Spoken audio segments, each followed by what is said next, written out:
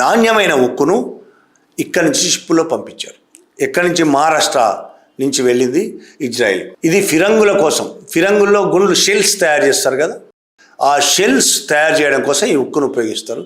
దానికోసం ఆ షెల్స్ తయారు చేసే, ఆయుధాలు తయారు చేసే కంపెనీకి కోసం ఇక్కడి నుంచి బయలుదేరినాయి షిప్పులు. ఈ ఉక్కు ఆర్ఎల్ స్టీల్ అండ్ ఎనర్జీ లిమిటెడ్కి సంబంధించిన ఉక్కు మహారాష్ట్రలోని సంభాజీనగర్, కొత్తగా సంభాజీనగర్, అంతకుముందు ఔరంగాబాద్, అక్కడ పోర్టు నుండి బయలుదేరాయి.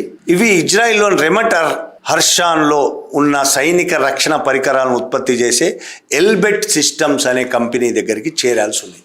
ఇక్కడి నుంచి బయలుదేరి ఇజ్రాయిల్ ఎల్బెట్ సిస్టమ్స్ అనే కంపెనీకి చేరాల్సి ఉన్నాయి. మధ్యదారిలో ఇటలీ ద్వారా వెళ్ళాయి అవి.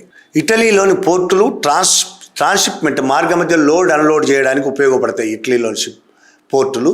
కాబట్టి ఇక్కడి నుంచి వెళ్ళిన షిప్పు ఇటలీ ద్వారా వెళ్ళింది. ఇటలీ వెళ్ళినప్పటికీ అప్పటికే ఇటలీలో ప్రభుత్వము, మొన్ననే కదా మార్చి కాబట్టి మనం ఈ షిప్ వెళ్ళింది, ప్రభుత్వము ఇజ్రాయెల్తో రక్షణ ఒప్పందాలు రద్దు చేసుకుంది. కార్మిక సంఘాలు, విద్యార్థులు, దాదాపు దేశమంతా ప్రజలు ఇజ్రాయెల్కి వ్యతిరేకంగా ఉన్నారు చాలా సీరియస్గా. ఆ పరిస్థితిలో ఈ షిప్ అక్కడికి వెళ్ళింది. వెళ్ళగానే కార్మికులు, షిప్ పోర్టులో పనిచేసే కార్మికులు మొత్తం దీన్ని గమనించారు.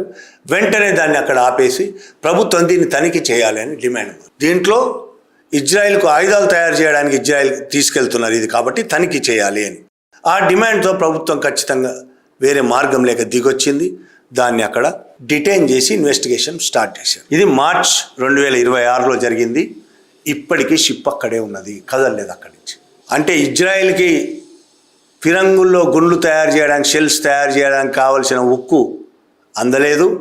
ఇక్కడి కంపెనీకి పంపించిన అది ఆగిపోయింది కాబట్టి వీళ్లకు నష్టం, ఇజ్రాయెల్కు నష్టం. కాబట్టి దీన్ని పరిష్కరించడానికే మోడీ ఇటలీ వెళ్ళాడనే వాదన చాలా సీరియస్గా నడుస్తున్నది.